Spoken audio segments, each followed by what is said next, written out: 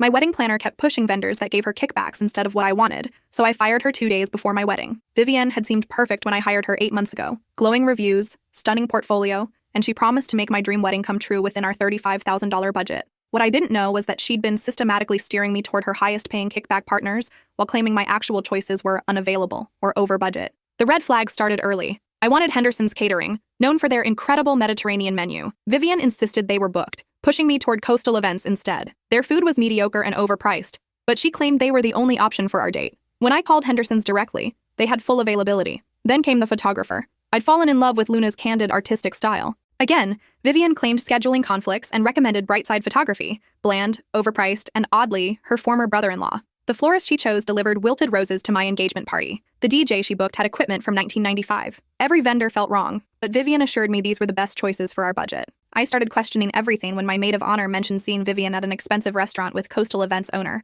laughing over what looked like cash changing hands. So I did some digging. What I found made my stomach drop. Email chains discussing commission rates. Invoices showing Vivian receiving 25% kickbacks from every vendor she'd forced on me. She'd inflated our costs by $8,000 while pocketing thousands in undisclosed payments. But the worst part? A group text thread where she and her vendor friends mocked me, calling me the naive bride who'll pay anything, and joking about how easy I was to manipulate. 2 days before my wedding, I called an emergency meeting. Vivian arrived at the venue with her tablet and fake smile, ready to run through final details. Actually, I said, sliding a printed stack across the table, we need to discuss these. Her face went white as she saw her own emails, bank statements showing the kickback payments, and screenshots of the group chat. I can explain, she started. Don't, I cut her off. You're fired. I want every penny of my planning fee back, plus the difference between what you charged me and what these vendors actually cost. She laughed nervously. That's impossible. The wedding's in 2 days. You need me. Watch me. What happened next was 48 hours of the most intense wedding planning ever attempted. I called Henderson's, Luna, and every vendor I'd originally wanted. Most said yes immediately. They'd been holding our date hoping I'd come back. My family and friends rallied like an army. Mom coordinated flowers.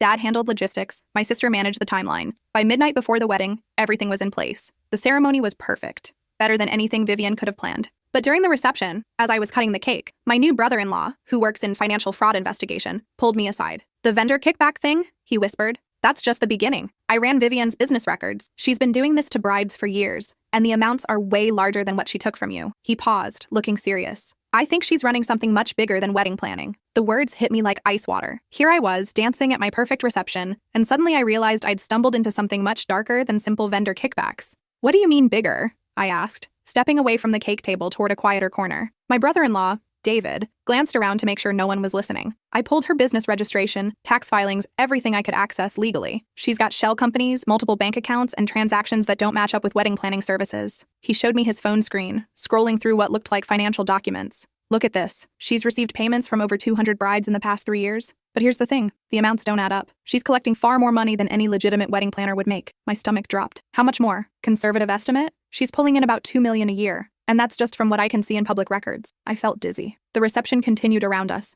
Guests laughing, music playing, everyone celebrating, while I processed the fact that my former wedding planner was apparently running some kind of massive scam. There's more, David continued. I found marriage licenses for at least 12 brides who paid her, but there's no record of the weddings actually happening. Venues she supposedly booked have no record of the events. Vendors she supposedly hired were never contacted. The pieces started clicking together in my mind. She's been taking money for weddings that never happened? That's what it looks like. But I need more evidence before I can take this to my department. I was hoping... He looked at me seriously. I was hoping you might be willing to help. Before I could answer, my new husband appeared beside me, concern etched on his face. Everything okay? You look like you've seen a ghost. I looked between him and David, then made a decision that would change everything. We need to talk, all three of us, privately. 20 minutes later, we were gathered in the bridal suite while the reception continued downstairs. I'd told my husband everything, the kickbacks, the fraud, and David's discoveries. His reaction was immediate and furious. She stole from us, he said, pacing the small room. From our wedding, from our families who saved money to help pay for this. It's worse than that, David said. If I'm right, she's stolen from hundreds of couples. Some of them probably never got married at all,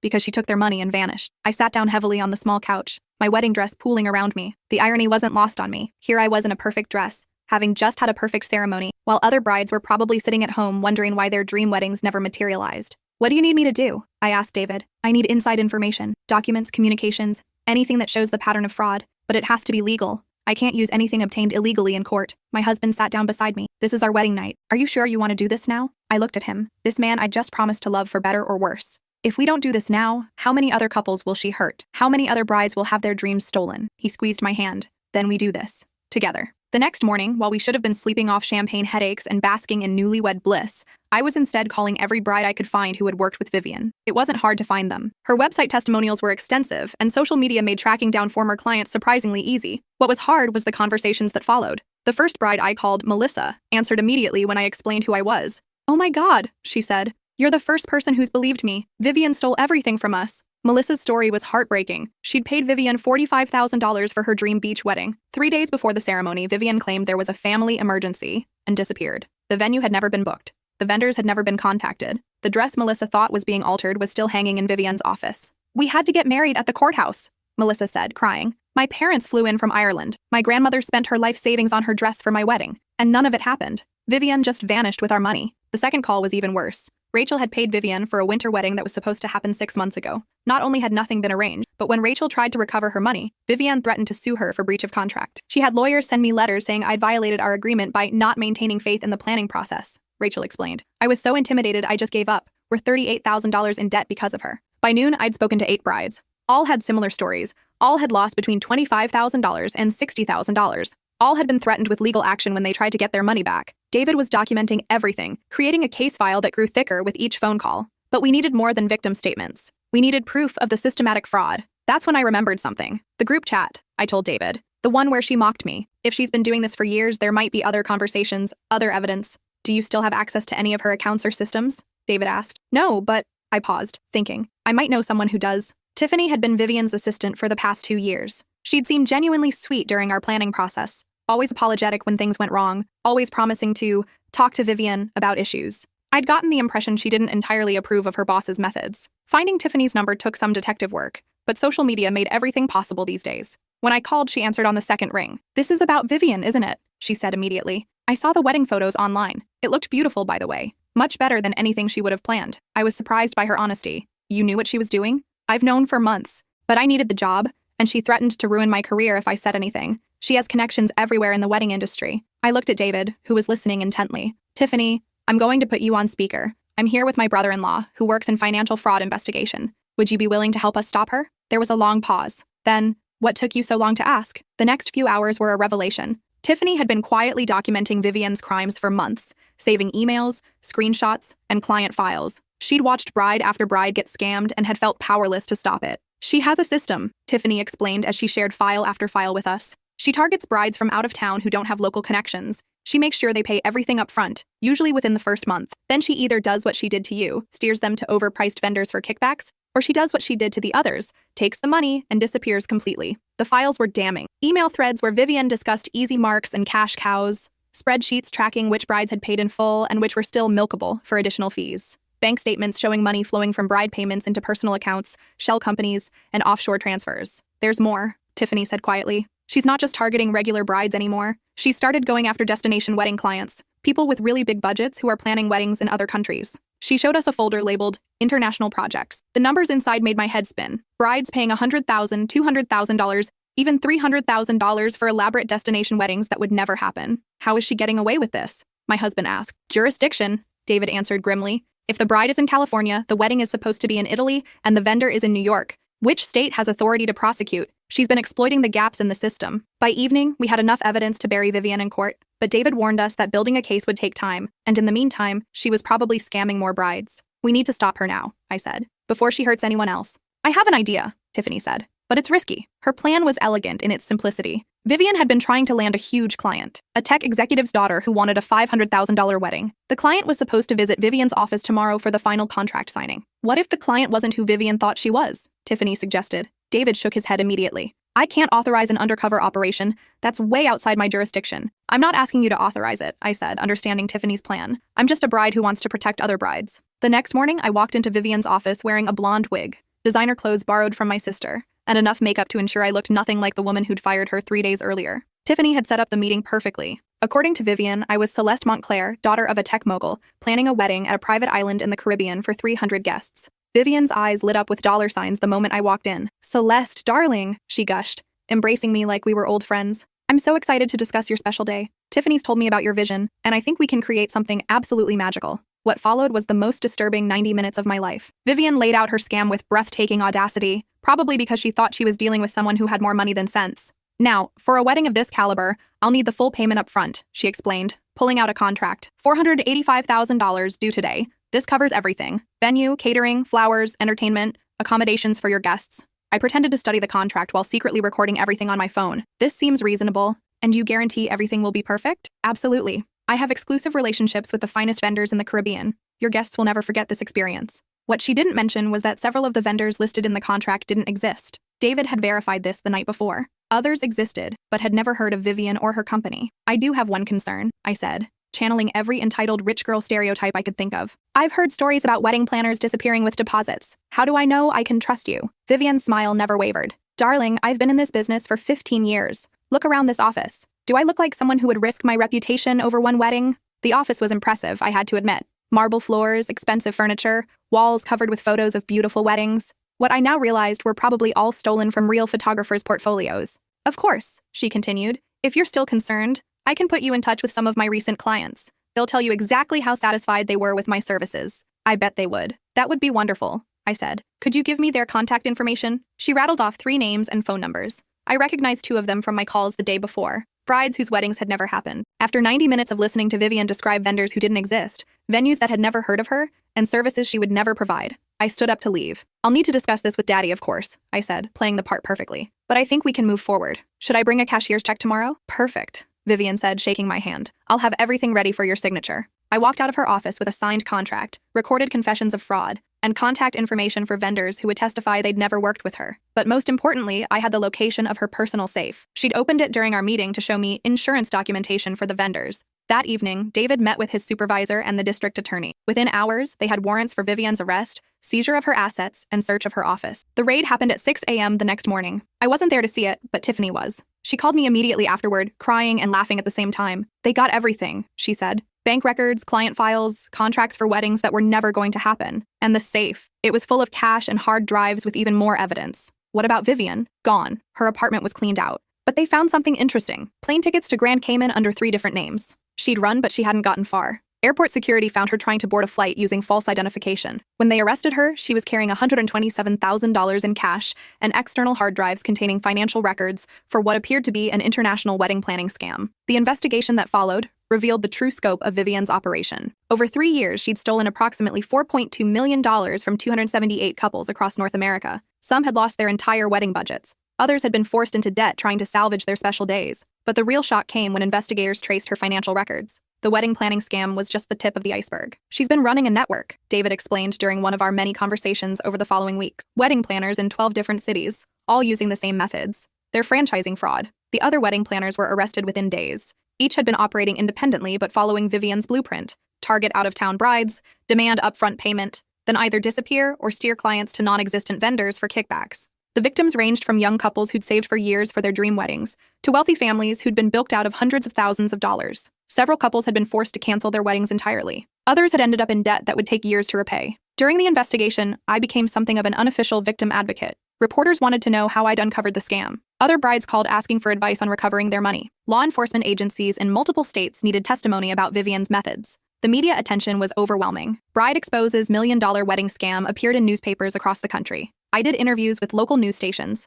wedding magazines, and consumer protection shows. The story went viral on social media, with hundreds of people sharing their own stories of wedding vendor fraud. But the most meaningful conversations were with the other victims. Melissa, the bride whose beach wedding had been stolen, called me in tears when she heard about Vivian's arrest. I thought I was stupid, she said. I thought I should have known better. But you've shown me that this wasn't my fault. Rachel, who'd been threatened with legal action, was finally able to pursue her case against Vivian without fear of retaliation. For the first time in months, I feel like I can breathe, she told me. As the investigation continued, more details emerged about how sophisticated Vivian's operation had been. She'd created fake reviews, false testimonials, and even hired actors to pose as satisfied clients at wedding industry events. Her website featured photos of weddings she'd never planned, stolen from real photographers and venues. The shell companies she'd used to hide her money had been carefully structured to make tracking difficult. Money would flow from bride payments into one company, then to another, then to offshore accounts, then back to different domestic accounts. By the time law enforcement traced the money trail, it had been laundered through dozens of transactions. But perhaps most disturbing was the psychological profile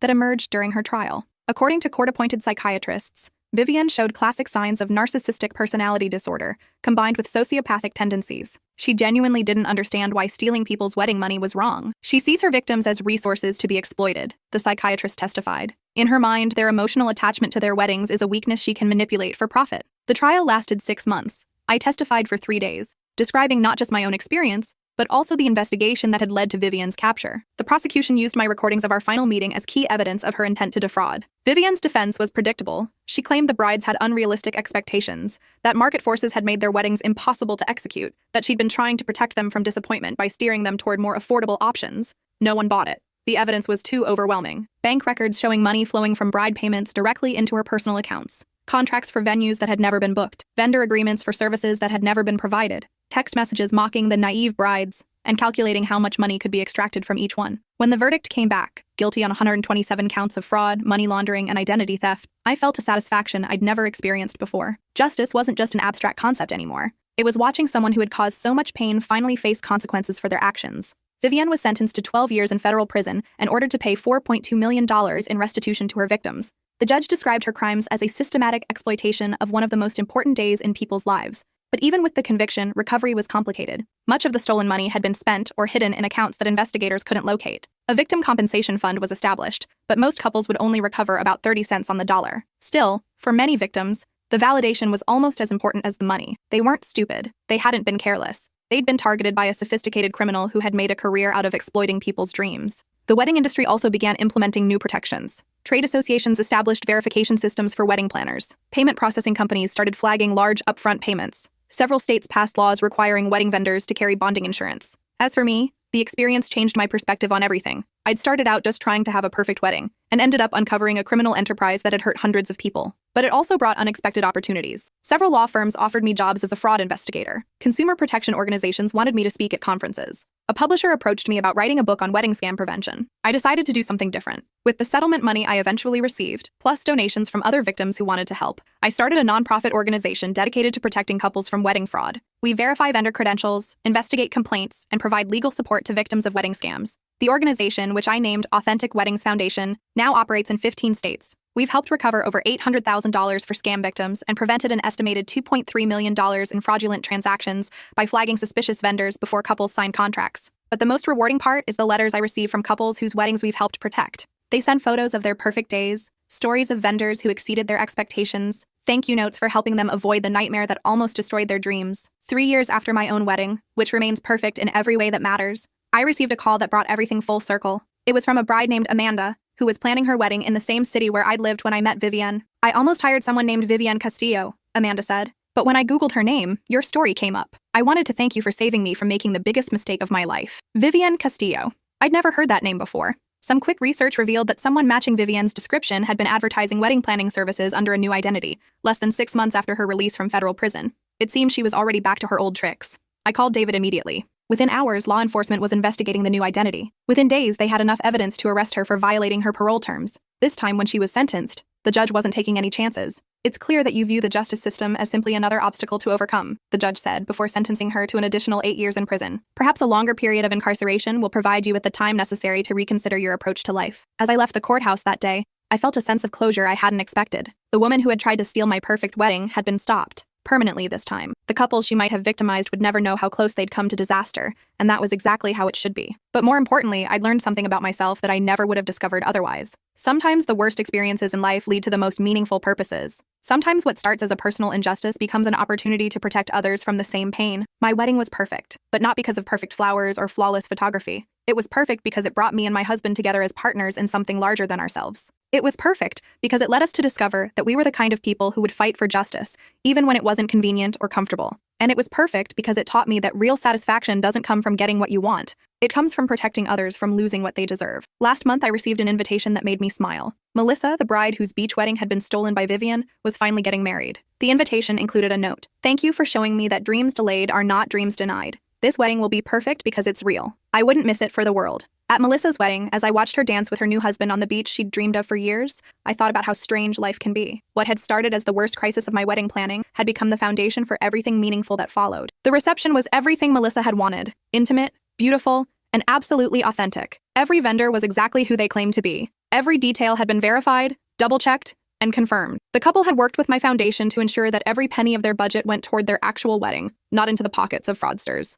As the evening wound down and guests began to leave, Melissa pulled me aside for a moment. I know this sounds strange, she said, but I'm almost grateful for what happened with Vivian. I raised an eyebrow. Grateful? Not for losing the money or missing my original wedding date, she explained quickly, but for everything that came after, for learning that there are people like you who will fight for strangers, for discovering that my fiancé would stand by me through the worst experience of my life, for finding out that a perfect wedding isn't about perfect vendors, it's about perfect commitment. She looked out at her new husband who was helping elderly relatives to their cars. And honestly, waiting 2 extra years made us more sure about each other. We went through hell together and came out stronger. How many couples can say that before they're even married? Her words stayed with me long after the wedding ended. Over the following months, I heard similar sentiments from other victims who had eventually found their way to beautiful weddings. The experience of being scammed, while traumatic, had taught them valuable lessons about resilience, partnership, and what really mattered in their relationships. It didn't excuse what Vivian had done, of course. The pain she'd caused was real, and the financial damage to some families had been devastating. But it was remarkable how many couples had used the experience as an opportunity to strengthen their relationships and clarify their priorities.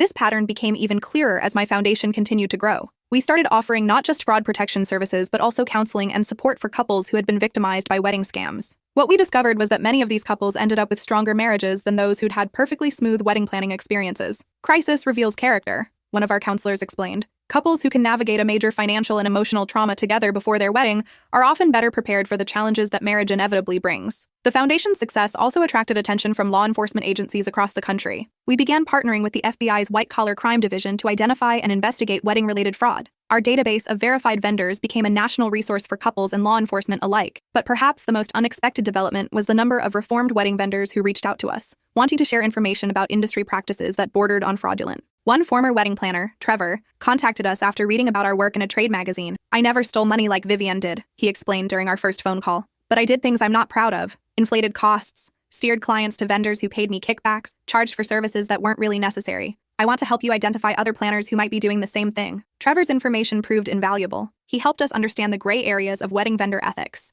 practices that weren't technically illegal, but were definitely taking advantage of couples' inexperience and emotional investment. With his help, we developed educational materials that taught couples how to spot red flags in vendor contracts, how to verify vendor credentials, and how to protect themselves from the kinds of manipulative practices that fell short of outright fraud, but could still cost them thousands of dollars. The education program became one of our most successful initiatives. We partnered with bridal magazines, wedding venues, and even some honest wedding planners to distribute information about vendor verification and contract protection. Within 2 years, we'd reached an estimated 50,000 couples with practical fraud prevention advice. But the work wasn't without its challenges. Some wedding industry professionals saw our foundation as a threat to their business. They argued that our warnings about fraud were creating unnecessary paranoia among couples and making it harder for legitimate vendors to build trust with clients. A few particularly aggressive vendors even tried to intimidate us into backing down. I received threatening letters from lawyers claiming that our vendor database was defamatory. One photographer tried to sue us for including a warning about his business practices in our newsletter. None of the legal threats went anywhere. Everything we published was carefully fact-checked and legally reviewed, but they showed how seriously some people took our work. We were disrupting a system that had allowed unethical vendors to operate with impunity for years. The most serious challenge came when a group of wedding industry associations attempted to discredit our foundation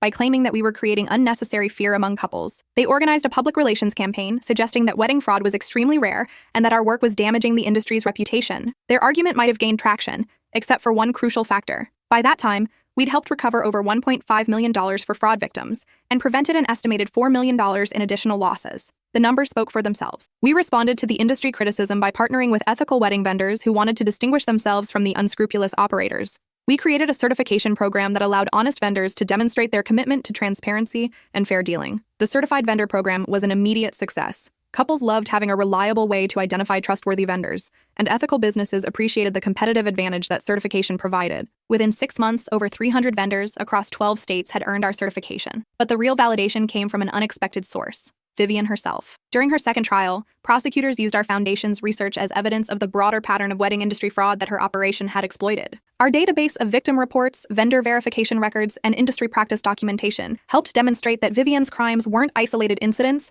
but part of a systemic problem. In a particularly satisfying moment, the prosecutor read excerpts from our newsletter articles about wedding fraud prevention while Vivian sat at the defendant's table. She'd tried to destroy couples' dreams for profit, and now those same couples were helping to ensure she'd spend years in prison. After Vivian's final sentencing, I thought our work might wind down. The person who had inspired our foundation was now permanently out of business, and the wedding industry was clearly becoming more aware of fraud prevention issues. But if anything, our work accelerated. Other scammers had noticed the success of Vivian's operation and were attempting to replicate her methods. We began receiving reports of similar schemes in different parts of the country. all following variations of the same basic pattern: target vulnerable couples, demand upfront payment, then either disappear or deliver substandard services. Our foundation became a clearinghouse for information about these new scams. We worked with law enforcement agencies to track patterns of fraudulent activity and helped prosecutors build cases against wedding scammers in multiple states. One case that particularly stuck with me involved a scammer named Derek who had targeted military couples. He specifically sought out couples where one partner was deployed overseas, knowing that the distance and communication challenges would make it harder for them to verify his claims. Derek's operation was especially cruel because he exploited the patriotic goodwill of vendors and venues. He would tell them he was planning weddings for military heroes, often claiming that the ceremonies needed to be rushed because of deployment schedules. Many vendors offered military discounts or donated services, thinking they were supporting service members. Instead, Derek pocketed the savings and delivered nothing. Several military couples returned from deployment to find that their entire wedding budgets had vanished and no arrangements had been made for their ceremonies. Working with military investigators and the FBI, we helped build a case against Derek that resulted in a conviction on federal charges of wire fraud, mail fraud, and theft of services. He was sentenced to 10 years in prison and ordered to pay restitution to 17 military couples. The military fraud case taught us important lessons about how scammers adapt their methods to exploit specific vulnerabilities. We began developing specialized fraud prevention materials for different types of couples: military families, international couples planning destination weddings, older couples planning second marriages, and others who might face unique challenges. As our foundation's 5th anniversary approached, I found myself reflecting on how much had changed since that day I'd fired Vivian 2 days before my wedding. What had started as a personal crisis had evolved into a national organization that had helped hundreds of couples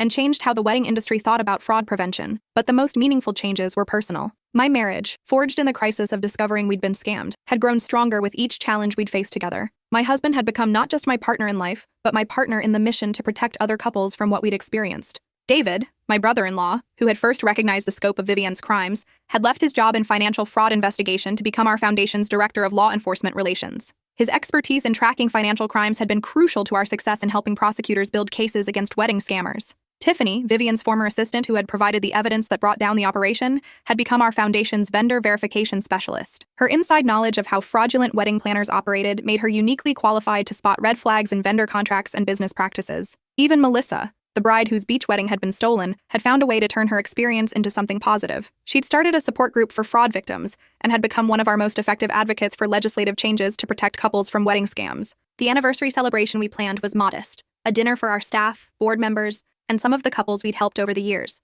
But as I looked around the room at the faces of people whose lives had been touched by our work, I felt a satisfaction that was deeper than any wedding day joy. We'd taken something designed to cause pain and turned it into something that prevented pain for others. We'd transformed a personal injustice into a force for protecting innocent people. And we'd proven that sometimes the worst experiences in life can become the foundation for the most meaningful work. During the anniversary dinner, one of our board members asked me to say a few words about what the foundation had accomplished and where we hope to go next. As I stood up to speak, I thought about all the couples who had contacted us over the years, some seeking help after being victimized, others looking for guidance to avoid becoming victims, still others wanting to share their own stories of overcoming wedding-related trauma. 5 years ago, I began. I thought the worst thing that could happen to a bride was having her wedding planner steal from her. I was wrong. The worst thing that could happen would be for her to say nothing about it, to let the scammer continue victimizing other couples, to let injustice go unchallenged. I paused, looking around the room at the faces of people who had joined me in this work. What we've learned is that protecting others from the pain you've experienced isn't just good for them, it's healing for you.